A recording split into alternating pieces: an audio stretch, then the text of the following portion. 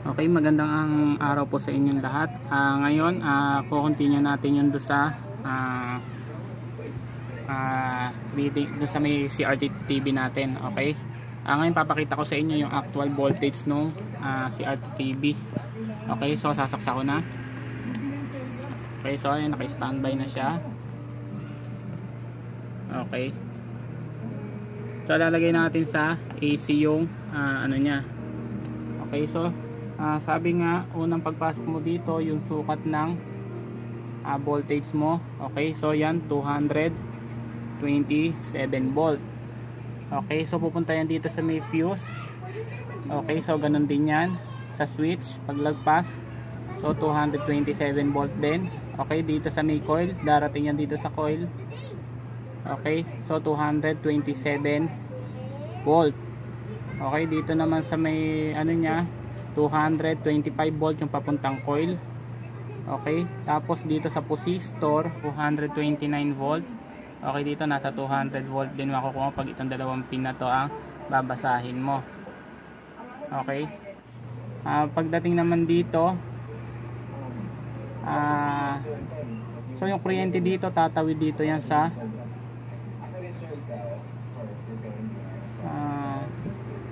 okay, so dapat 226 volt din yung reading niya. Pag walang reading yan, ibig sabihin open yung resistor na yon. Okay, so yun minsan nagiging dahilan kung bakit dead din yung TV. Okay, so ito sa rectifier diode na tayo. Okay, 226 volt AC din. Okay, so yun yung sa may volt ng AC. Okay, so patayin ko muna yung TV saglit. Ngayon lipat ko sa DC volt. Okay, so dito muna tayo sa primary section pa rin, yung sa capacitor. Dapat dito mga 300 volt. Okay, basta dikit siya doon. So 299 volt, so okay din yon. Okay, so pupunta siya dito sa may coil. So yung ano natin, doon sa negative, yung negative lead natin doon sa negative nung malaking capacitor. Okay, so 300 volt. Pupunta dito sa kabilang coil, kailangan 300 volt din. Tapos dito sa unang datat na niya dito sa STR 300 volt. Minsan transistor yung nakalagay doon. Okay, so after nyan, sukatin mo yan. Halimbawa okay na, sukatin naman natin yung sa secondary supply. Okay, so lagay na doon yung test lead natin. Secondary supply tayo. Okay, so yung supply sa vertical. Okay, so kung tutuntunin mo yan, papunta yan doon sa may diode. Okay, so yun yung diode. So 24.75 volt. Okay, so papunta yan dito sa paanong, ito yung isang diode na susunod doon. Okay, so ganun din. Yan yung supply nun sa pinaka supply na pagkatapos niya papasok na siya dito sa may pinong IC. Okay, okay, so ayan 25 volt. Okay, sa kabila niyan, dahil yung kabila ng diode papunta doon yan, so negative naman yung papunta dito sa kabilang paa. Okay, so ayun, nakita nyo 24.75 volt. So yun yung supply nung vertical IC nya. Okay, dito naman ang supply naman nung sumunod dito. Okay, ito yung sa may B+. Okay, so ito yung pinaka supply nya. Okay, 111 volt. So papunta yan dito sa B+, dito sa flyback. Okay, so ganun din ang voltage niyan. Tapos yung flyback na yan, yung coil niyan, dito nakatugon yan sa collector. Okay, so ganun din ang volt niyan. Okay, 112. So ganun din dito sa may pinong hot. Okay, 112 volt. Okay, so yun yung sa may B+.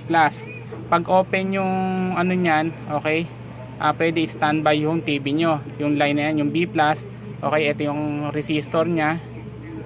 Okay, so 111. Pag sukat mo dito, walang voltage. Di ba? Walang voltage yan, walang reading. Ibig sabihin, open yung resistor mo. Okay, possible na kaya na-open yung resistor mo, sira yung hot mo. Check mo din yung hot mo. Okay, possible kaya naka-standby yung TV nyo. Okay, halimbawa ilaw lang na standby, yun ang problema mo. Okay, pag chinek mo doon sa resistor na yun, wala kang nakuhang sukat, open yung resistor, check mo yung hot mo, pwedeng sira na yung hot mo. Okay, so yun naman yung sa may B+, saka yun doon sa may pagdating mo ng hot. Okay, yun yung possible na maging sira. Okay, next naman yung sa may 9 volts nga. Okay, so yung sa may 9 volts na yun, ito yung diode nya. Okay, so ayan, nakita nyo, after ng diode nya, almost 11 volts na siya. Okay, 10 volts. So yun yung magiging supply dito sa voltage regulator. Okay, pagpasok nya, yun yung input. Okay, tapos ito yung output nya. Okay, 9 volts. Tapos ground yung sumunod. Yung isa naman 5 volts naman yung pin ng isa. Okay, okay, so yung output nito 9 volts. Okay, so dadaan dito yan sa papunta resistor. Okay, ito yung dulo ng resistor. Pagtawid nyan, okay, so 7.3 volts na lang. So yun yung magiging supply ng 5 volt regulator naman, 7.3 volts. Okay, tapos ito yung ground. Okay, tapos ito yung output nyan, 5 volts. Okay, okay, yung output ng 5 volts na yan, papunta dito yan sa supply ng IC. Okay, so tapos connected yan dito sa sound IC. Okay, yung 5 volt. Okay, so yun yung sa regulator, tapos papunta nga dito sa system IC. Dito naman next yung sa may chopper ulit, yung isa sound section naman. Okay, so ito yung ano nya, diode 19 volt. Okay, so papunta yan dito sa supply nito. Okay, so ayan, nakita nyo 19 volt. Okay, so yun yung supply nun sa power supply nung primary tsaka secondary. Okay, yung complete details nya nandun na sa isang video. Lalagyan ko na lang ng link dyan sa taas kung di nyo pa napapanood. Okay, complete tutorial yun ng primary tsaka secondary, tsaka full explanation na yon. Okay,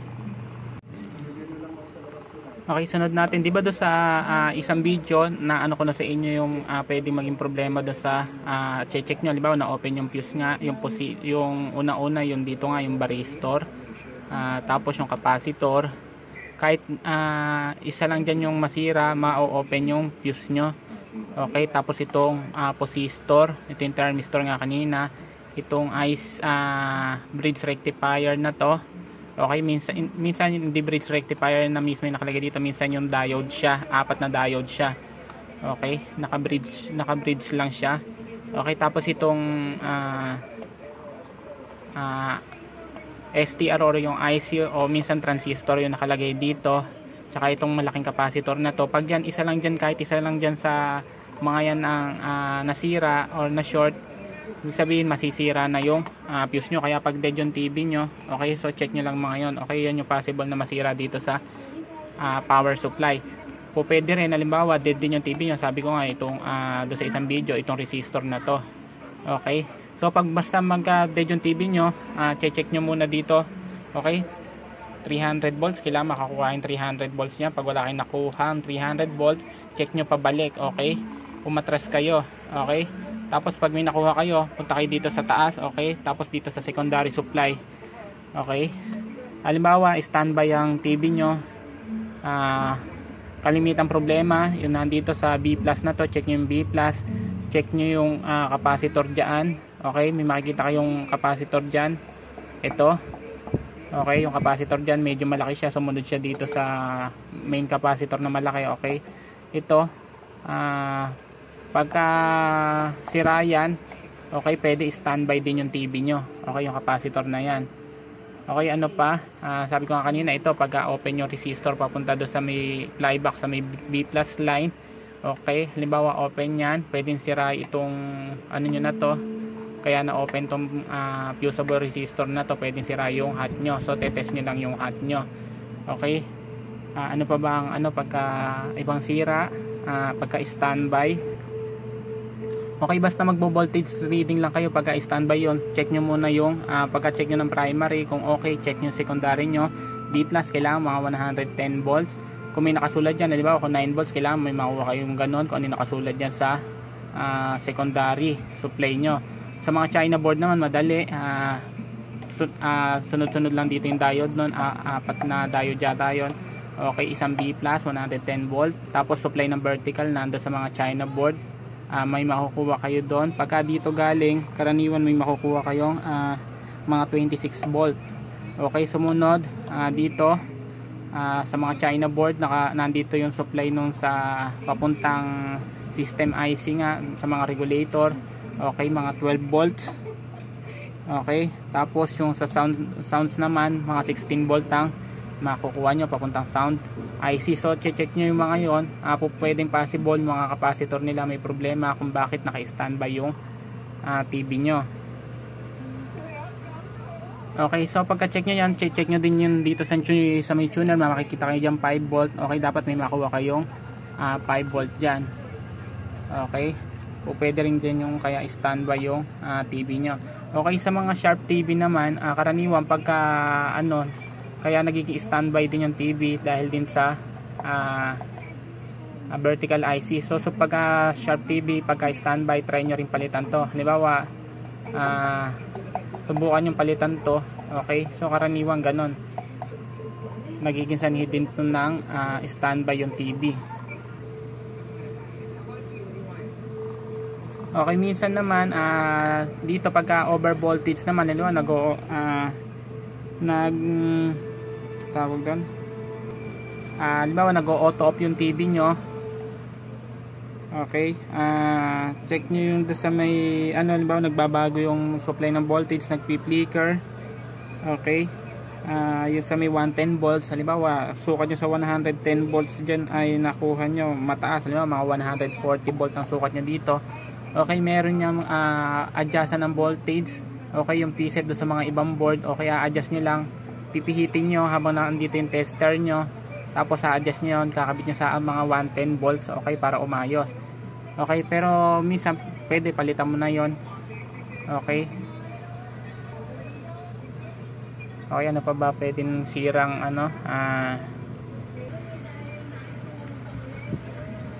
okay, pagka nakita nyo naman, halimbawa yung TV nyo, halimbawa yung TV nyo may one line lang siya patayo. Okay, patayong one line, check nyo dito sa horizontal section. Okay, karaniwan itong capacitor na to. Okay, yung PF capacitor. Okay, ito yung kulay brown na yan, yung maroon na yan.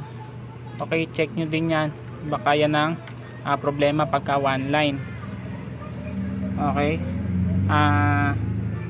check nyo din baka yung yoke. Okay, possible din yung yoke. Okay, pag hindi yung PF capacitor, check nyo din itong yoke, baka yun ang may problema.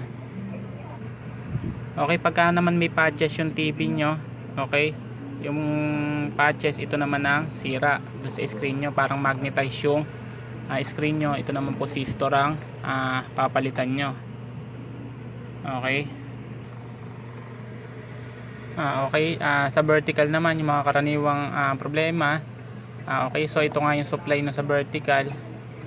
Okay, so pagka yung one line nga, sabi ko nga, pagka yung one line, check nyo yung vertical. Okay, nasa vertical section lang naman yung basta one line yung TV nyo. Okay, so check nyo yung supply nya, kailangan okay yung supply. Pagka hindi okay yung supply, okay, babalik kayo doon. Pag okay yung supply nya, check nyo yung voltage ng vertical IC. Okay, so karaniwan itong dalawang dulo na to, ang supply nya karaniwan magkamukha lang. Halimbawa kung ang supply yung mga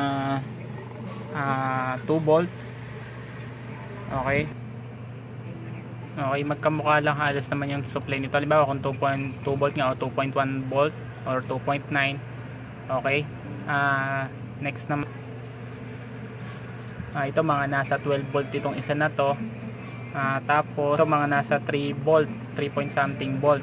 Okay, pagka hindi okay yung supply nito, okay, possible yung IC ang sira. Okay, minsan pagka one line na ganon, okay, may supply naman, tapos nagpalit, di ba, may supply ito, nagpalit ka ng vertical IC, wala pa rin. Okay, check nyo yung paan nila. Okay, kung saan sila makapapunta yung mga output nyan. Okay, check nyo kung saan papunta. Halimbawa tulad ng yung isa dito, halimbawa papunta dito sa tuner, dito sa may 5 volt. Pag may resistor na open dyan, okay, ibig sabihin one line pa rin yun. Okay, possible na pinalitan mo na yung vertical IC, ganun, one line pa rin.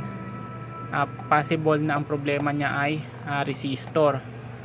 Okay, so halimbawa ito, tinunton mo ngayon sa 5 volt, tapos halimbawa may resistor dito, tapos halimbawa dito may 5 volt sa isa, pagtawid dito sa tuner walang 5 volt. Okay, ibig sabihin yung resistor na yon sira. Okay, kaya one line pa rin yung TV mo. Okay, so ito yung ibang itsura no sa mga vertical section. Halimbawa, yung screen mo hindi full, okay? Yan, maliit yung screen. Okay, okay, mas maliit pa diyan. Pwede capacitor ang sira, no? Capacitor sa supply nung vertical, okay? So titingnan mo lang yung capacitor dito sa supply niya kung nasaan. Okay, halimbawa ito. Okay, yung capacitor na to. Okay, so check mo lang yan. Po pwedeng yan yung may trouble pagka hindi full yung screen. Okay, pagka naman yung screen mo nagbababa taas, okay, tumataas siya. Ito yung screen tumataas, tapos lalabas sa baba, tataas ulit. Okay, kung merong preset na resistor na 100k, okay, just sa section niya, okay, possible na yun yung sira, kaya nagbababa taas yung ano nyo, yung screen. Okay, so bukod sa resistor na pagka one line, halimbawa naman yung ganito itsura ng screen, so hanapin nyo pa rin yan dito sa vertical section pagka half screen. Okay, kaya yung nasa baba o nasa taas. Okay, so dyan nyo pa rin hanapin sa vertical section. Okay, pagka ganito naman, halimbawa dito may guhit ditong maliwanag. Okay, tapos may guhit-guhit dito. Okay, possible ito yung sira nun, yung diode. Okay, marami na ako na experience na ganyan dito. Okay, sa supply, diba? Okay, ito diode, nakita nyo yung diode na to, tapos papunta siya dito sa kabilang supply na negative. Okay, possible yun ang sira, kaya ganun ang itsura nung screen. Okay, so basta pagka tungkol sa pagguhit na ganyan ng mga TV, okay, sa vertical section kayo maghahanap. Okay, pagpatayo, patayo naman yung mga guhit nya, dito kayo sa horizontal section maghahanap. Okay, isa pang trouble sa ano nga pala sa vertical IC, pagka may parang rainbow yung rainbow color. Okay, yung screen mo vertical IC din yung problema nun. Okay, halimbawa naman ganito itsura ng screen mo.